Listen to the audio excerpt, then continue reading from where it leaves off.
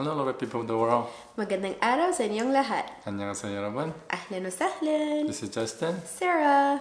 In this video, we will talk about an update on his mom's hospitalization as well as the events that ensued afterwards.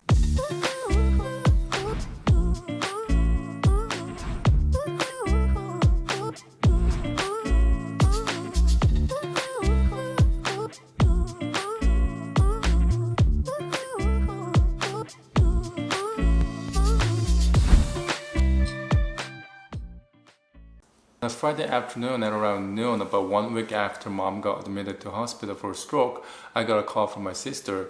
She said that they are currently at the hospital and mom got discharged. And my sister said she wanted me to come pick them up. I was in middle of work, so I told my colleagues that I'll need to head to the hospital. When I showed up at the room, mom was surprised that I came. I asked my sister if she told mom that I'm coming to pick them up, and she said she didn't say anything to her. A wheelchair was already in the room ready for mom's use. Mom was refusing to sit on the wheelchair and she insisted that she'll walk. She was walking very gingerly and slowly. I told her that it'll be a 10-minute walk to the parking lot. After going back and forth for a while, she finally agreed to sit on the wheelchair. We drove home quietly, and when we got to my parents' house, Mom chose to sit on a sofa. Her speech was severely delayed and she was speaking Korean words with wrong vowels. When she couldn't find a word, everyone in the family were playing charade and Pictionary. Sometimes she would start talking about completely unrelated topic as what we were talking about. When we asked her what topic she's talking about, she looked confused as to why we would ask that question. It appears as though she thought we were already deep into the topic and all of a sudden we were asking what topic she's talking about. Dad said that the day before, when he was alone in the house, he was about to pass out and he couldn't walk over to the landline phone to call me or my sister. Luckily, he was able to recover, but that got him to think that maybe he and his wife would need a wearable SOS device that he can alert either myself or my sister so that one of us can call ambulance because neither of my parents speak English. My sister asked me to go with her to Walmart pharmacy to get mom's blood thinner prescription filled. Mom was the only one who could drive among the 3 adults living in the house, but now mom is unable to drive. I'm the only one who can drive at this point. I asked my sister if she's ready to start driving again after years of not driving, and she said she's gonna have to. After filling the prescription, we came back to my parents' house. My sister went up to take a shower after staying in the hospital for 5 days straight. And I told my parents that I'll come visit tomorrow with my family.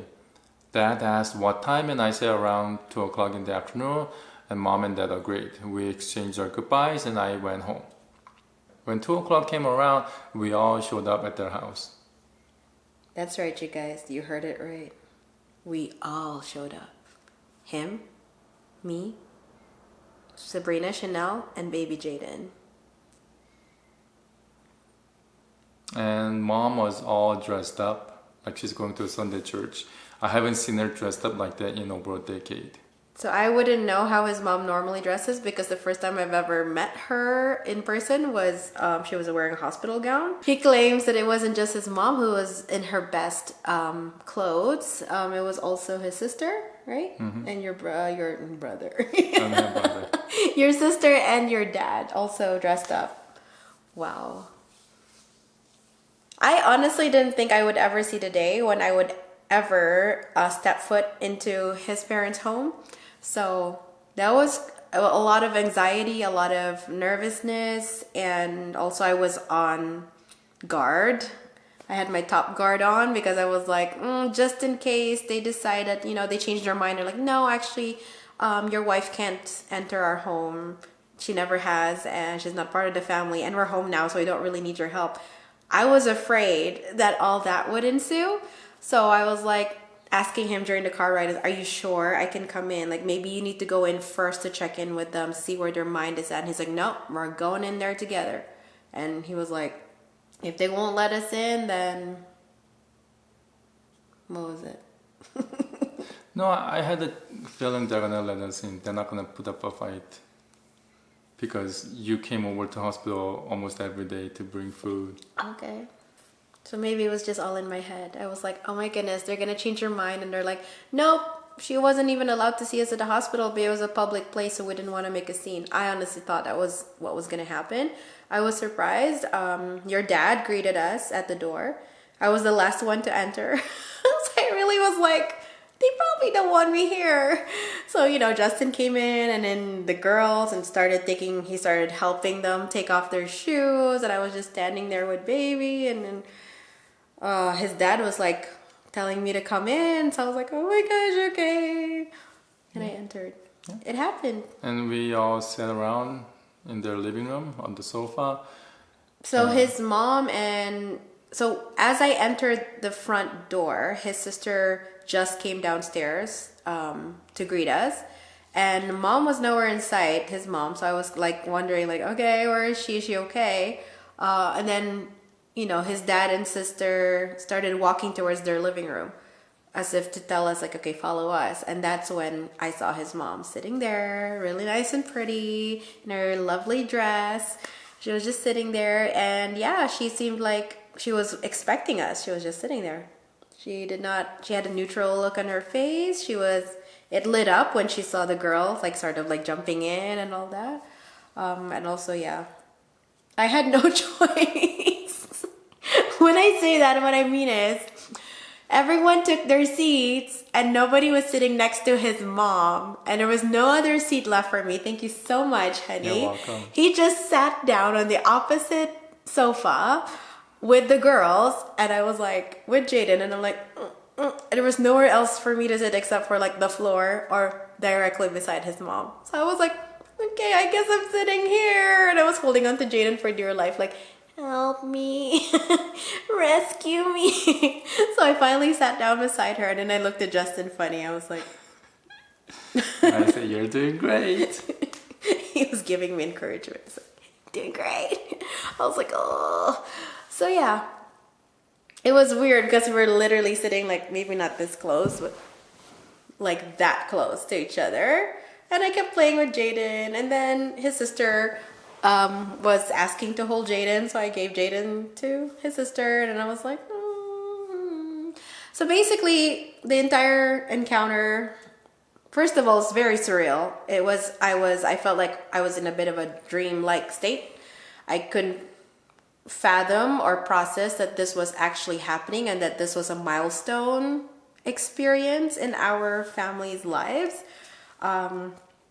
And yeah, I honestly did not feel uncomfortable in their home. I was more so asking Justin, like, hey, what can we offer to eat or drink? Because, I wanted to bring food and stuff. And his dad was very adamant over the phone about, like, please don't bring anything. So we're like, okay, I guess we're not bringing anything. So we sat there. And it was mostly, all our attention was on the girls and on Jaden because, they're a handful, so they got to enjoy them, and we just let them. And then every once in a while, his sister would sort of try to translate for the mom and the dad. They would speak in Korean, and then they would giggle and all that stuff. But yeah, I was surprised that we didn't get kicked out sooner. Because, the girls were pretty loud. They were starting to, like, visit other bedrooms, and rooms, like, wander into other rooms, and I was like, no, bring them back. What else? Well, the girls would draw something on their boogie board, and they would show it to me and say, look, Papa. And then I would encourage them to, okay, now go show it to your grandpa, go show it to your grandma, and go show it to your auntie. Yeah. And during my stay there, I didn't bring up any of our past. Like, I never asked them, why did it take you so long to finally see your daughter-in-law? I didn't bring up any topics like that. I just pretended like nothing bad ever happened in the past and let bygones be bygones and just acted like this is normal. I completely understand that because my mom's and dad's side of the family as well, we have been raised in such a way where in our culture we don't really talk about feelings, and we're so used to having, like, whenever there is a fallout or whenever there had been any disagreements or arguments, we're so used to just moving forward with our day and just starting to talk to each other like nothing ever happened. That is completely normal, the way I was raised and the way he's raised. And that's the way that's the kind of household or upbringing that we had growing up. When Justin and I disagree, we take the time to sit down and sort of hash it out and try to resolve it, which is something neither one of us is used to, because we're used to, like, our parents like being upset with us, yelling at us or whatnot, and then all of a sudden, like, oh, did you eat? There's food in the fridge. You want to warm it up? Or like, oh, did you do your homework? Like nothing happened. There was never like apologies exchanged. We don't tend to say thank you to each other in like our upbringing. So this is something that Justin and I, as well as our, like my siblings particularly, are trying to sort of change and sort of instill these values, these new values into our own families, where we are making it more more common and more, what's the word, that we are adapting the values of being able to have an open communication, being able to say thank you, to apologize, and to say sorry, because those are three things you never hear in my upbringing. We're just saying that we can only control our own actions and our own emotions and feelings, so we just be at our best behavior and model that for our kids. I'm very glad that this happened, that all my parents and my sister got to see my family, and hopefully going forward we're gonna have more gatherings together, more family events, hoping that will be something that we can do on a regular basis. But sometimes I wonder whether the stroke had made her forget that she was supposed to be mad at her daughter-in-law. Like, after she woke up from stroke, she acted like her daughter-in-law was always been there and there's nothing strange about her showing up to the hospital. So sometimes I wonder whether she has a little bit of memory loss or not. Only time can tell, but we are trying to just enjoy and bask in this glorious moment and sort of take it one day at a time. If it is a memory thing, then I guess that's just something we're going to have to prepare ourselves for. But yeah, right now we're just happy that everyone is getting along and that everyone is well, healthy, and we're excited for what the future holds. I'm still in disbelief that actually happened, and like, it really warms my heart that we finally got to this place where we honestly thought it was never going to happen, and now it's like our family somehow feels whole. I would say feels a bit whole, because there is still the part about my dad. We're hoping that that's what's next, that we would need to work on to help bridge that gap. For those of you who don't know the backstory, please feel free to check out our older videos. It's just that my dad was also not on board about marrying my marriage to Justin. So yeah. Update on my dad: he has moved to the United Kingdom, along with my stepmom, stepbro, sisters, like half sisters. So they're really close because we are in Canada, and I think my brother who lives here, is also making plans to hopefully have us, like my sister and I, reunite with our dad, and then hopefully our dad will get to meet our kids, all of his grandkids, for the very first time. So that's exciting. We don't know when it's going to happen yet. So what you guys need to understand is that in a span of a month, actually for the month of September and October, a lot has happened.